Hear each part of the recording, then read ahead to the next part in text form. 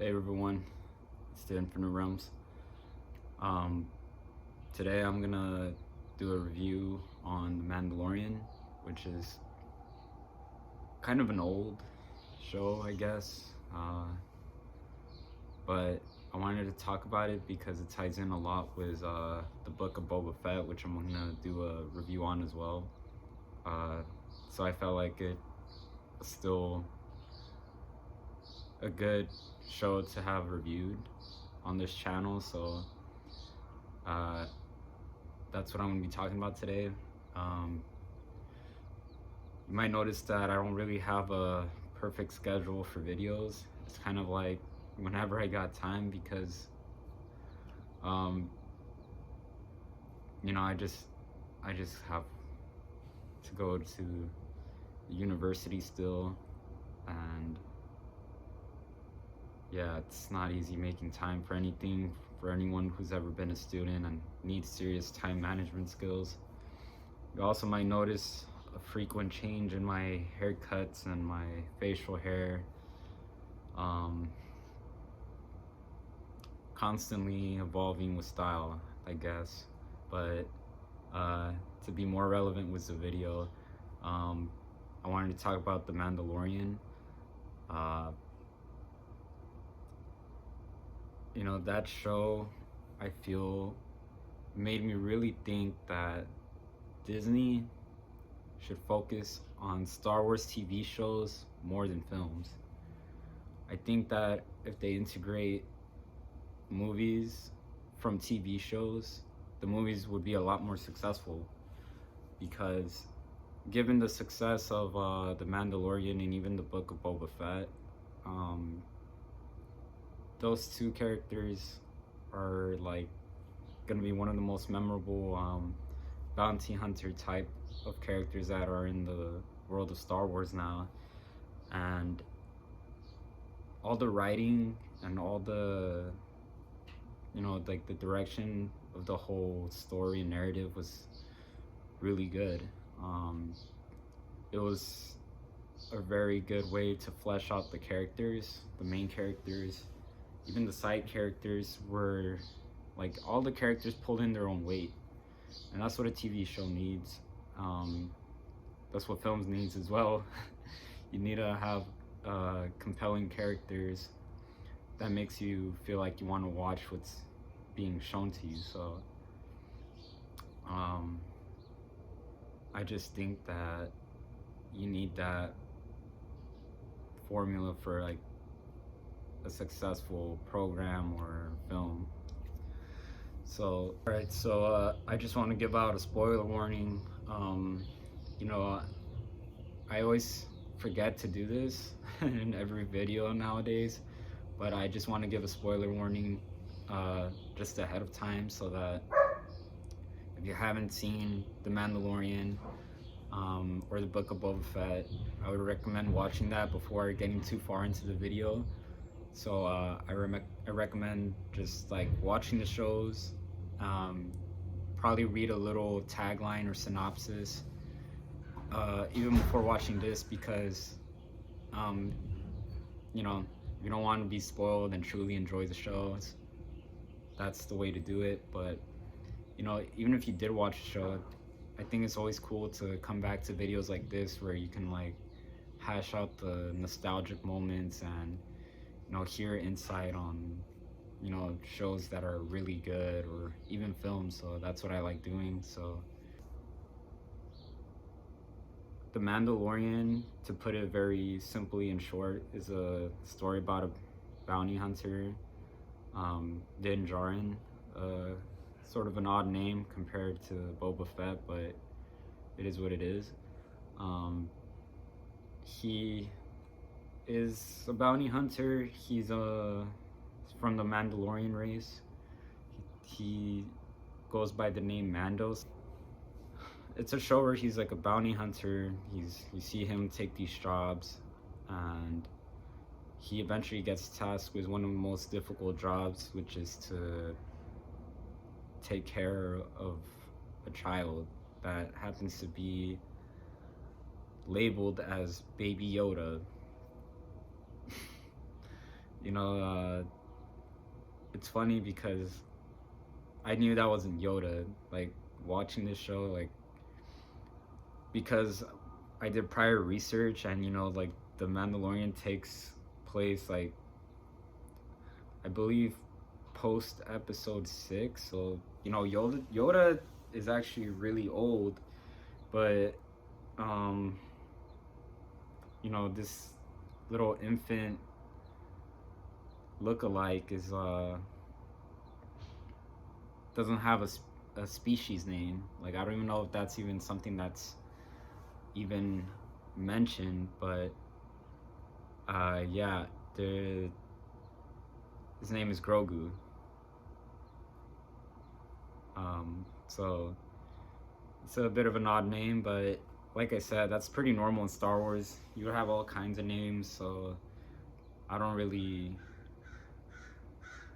I'm not really bothered by it or anything. It's just that they need to come up with the species names for Yoda's like kin.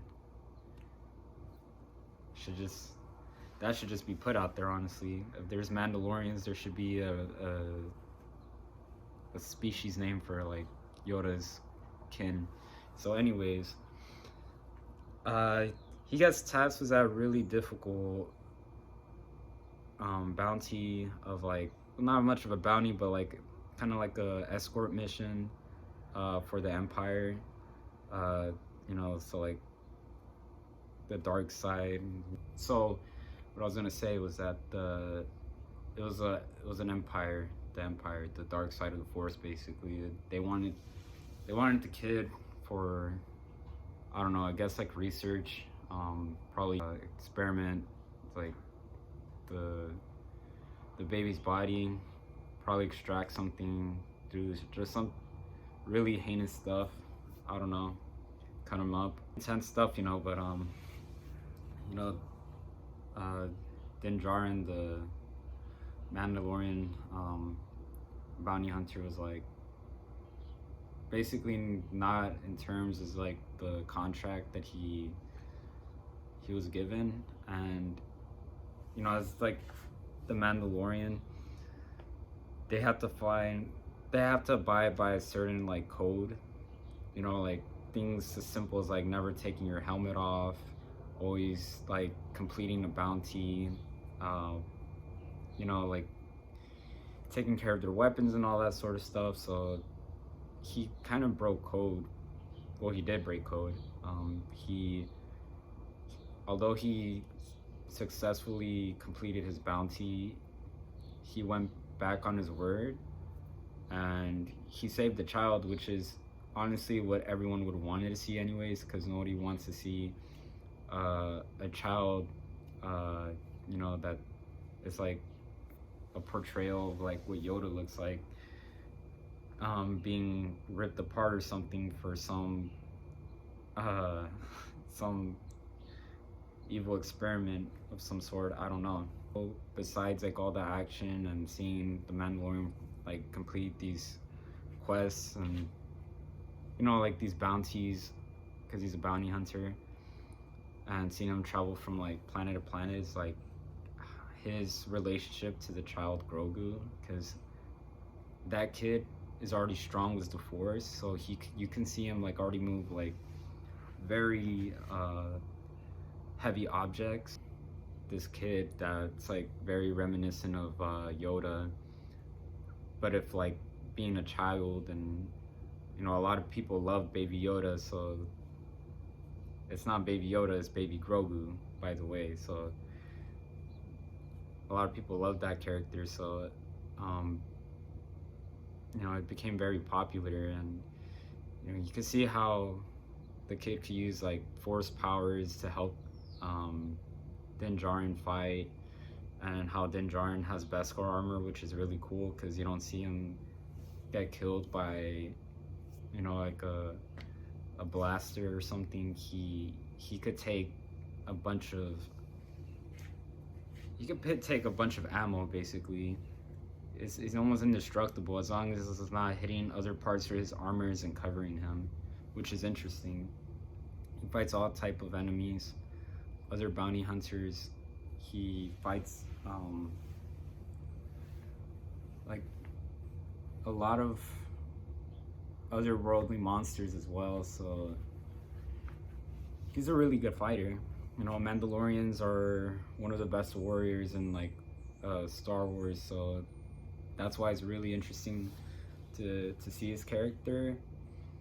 And another very interesting character that made The Mandalorian such a great show was Moff Gideon, and he plays Moff Gideon, who's the one who wants to have the child Grogu for whatever, you know, scientific, inhumane body experiment. I don't know, you know, what they just want something that the child has, and they try to sedate him, and you know, like I can't really say what they want because the show leaves that up to like the viewer to assume something terrible. So that's what that is. And so what's really interesting about Moff Gideon is that he possesses one of the most polarizing, most controversially interesting weapons, known as the dark lightsaber. I don't know why it took so long for Star Wars to show such a weapon that I would have thought would have needed to be seen like a long time ago, was in the movies or other series like the Clone Wars. But that weapon is very interesting because essentially it's like a weapon that only the Mandalorians should be using, but Moff Gideon, I don't believe he is a Mandalorian whatsoever.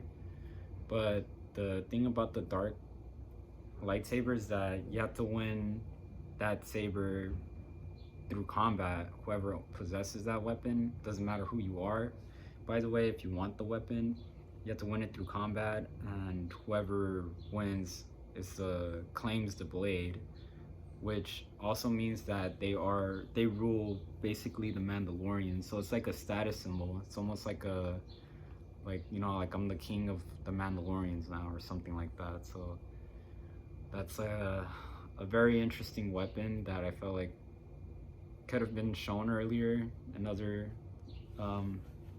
maybe it has, maybe I never knew about it until the show, but that is one very interesting weapon that is shown, besides the Beskar spear, which Din Djarin finds in another planet when he meets Ahsoka, which is another very interesting character that shows up in the show, where, you know, that was Anakin Skywalker's old Padawan, and he fights her, and you know, they don't really end up having like a winner of some sort. They just stop fighting after he explains to Ahsoka that he's there to, like, you know, help basically Grogu and escort him to somewhere safe where a Jedi must take care of him. And I think that was because the Mandalorian creed that he's in, there's this woman that he always speaks to that gives him basically like a mentor or guidance. So basically, like, take this child to a Jedi so that he's like safe, because the longer the Mandalorian keeps it, he's not gonna like give the child like a safe spot anywhere he goes, because he's gonna be constantly targeted by the Empire or anyone who is interested in like having a child of like monetary value that will be paid very well. So, you know, that's why he's like needing to find a Jedi.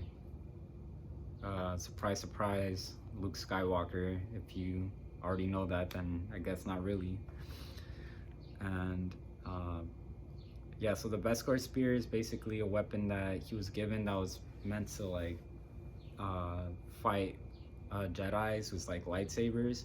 There's also another reason for it that I'm gonna go ahead and get into in the Book of Boba Fett, because that spear ends up showing up in that show as well, which I'm gonna review very soon as well. So very interesting weapon that he attains. It's almost like this guy, the Mandalorian, is like a juggernaut, you know, like he's a really cool silver armor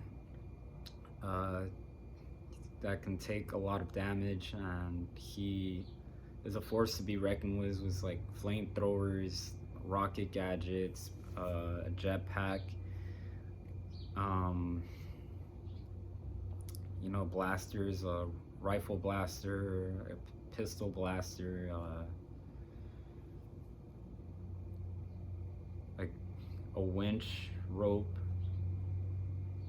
It's like if he's like basically the Star Wars version of like Iron Man, and you get a bounty hunter Mandalorian that just like kicks ass. So I would say more reminiscent of Iron Man, if anything, but it's in its own completely different way. So that's what that is. But the thing is that with the Mandalorian, he has all kinds of gadgets and stuff that he uses that's not something that Iron Man would use in a way, but I would just say technology-wise, like kind of like Iron Man, even though you could say like bounty hunters are more like cowboys. I don't know how else to put that, but that's what that is. And to wrap this all up, the Mandalorian ends up finding Luke Skywalker and gives the kid away, and it's a very heartfelt moment.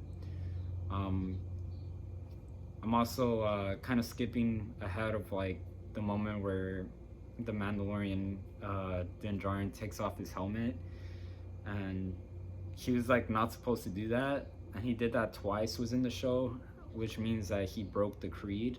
And once you do that, it's almost like you can't be a part of like the Mandalorian like group or society type thing, like with like being a bounty hunter and like having armor. So that's something he does, which I don't know. I feel like Mandalorian creed is a lot like being a Jedi, which is like very sacred rules that are super hard to follow, like not growing an attachment to like anyone. Like it's like basically telling you like forget all your human feelings, you're a warrior now, and you're just a protector of the galaxy. It seems like they're like, even in Star Wars, they look kind of like miserable old people who are very good fighters, but they don't have any human attachment. They probably don't have families or anything. So it's a very misguided sort of practice of being a Jedi. And with the Mandalorians, like they can't take off their helmet. Like, what if you gotta eat? You're telling me that that's breaking code? Like, you have to atone for that? That's insane. So that's my take on the review of The Mandalorian. It's a very good show. I feel like Star Wars is coming back strong with TV shows, and I feel like especially if it's live action, like the way that The Mandalorian and Book of Boba are going, that's the way it needs to go before a movie comes out, and use what was shown in the TV shows in the movies, like everything that's canon, and use that so that the movies are much stronger, because the TV shows are fleshing out the characters, so like who and what they are, and then the movie can like bring about another story that has to do with these characters that are being portrayed.